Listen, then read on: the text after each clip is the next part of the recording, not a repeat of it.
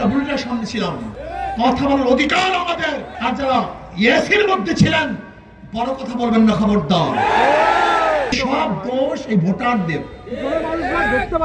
আজকে বাংলাদেশের অবস্থা নাকি বলতে বলছেন আপনারা এত দরদ কেন? জুলাই আগস্টের বিপ্লবে সামনে ছিলাম, বুলেটের সামনে ছিলাম, ট্যাঙ্কের সামনে ছিলাম, এজন্য আমার দরদ বেশি। যারা বিদেশে ছিলেন তাদের দরদ থাকতে পারে না, যারা ঘরে ছিলেন তাদের দরদ আসবে না, যারা বুলেটের সামনে ছিলেন না তাদের ব্যথা লাগবে না।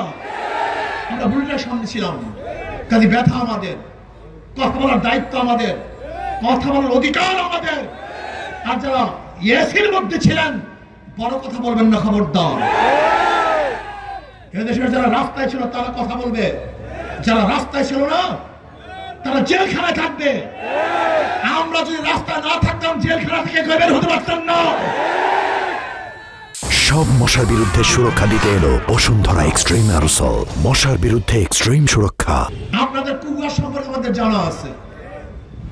আপনার নেত্রীর বালুর ট্রাক সারাবার ক্ষমতা আপনারা রাখেন না। আপনার নেত্রীকে বিদেশে চিকিৎসা দেওয়ার ক্ষমতা আপনারা রাখেন না। আপনার নেত্রীকে ঘর থেকে বের করার ক্ষমতা আপনারা রাখেন না।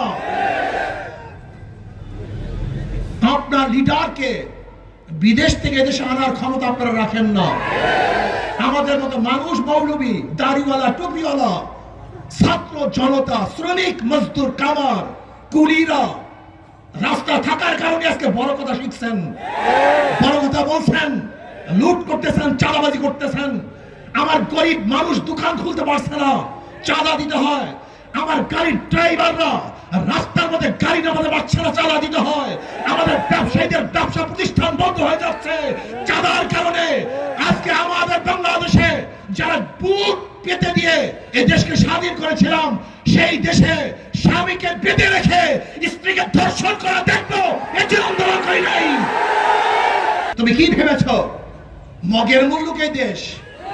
যারা জীবনের মায়া ত্যাগ করে শেখ হাসিনার বুলেটের সামনে বুক উঁচা করে দাঁড়াতে পারে, তারা তোমাদের মতো জাল এবং চোর, গুন্ডা, বদমাশের সামনেও বুক উঁচা করে দাঁড়াবে, মাথা নত করবে না ইনশাআল্লাহ।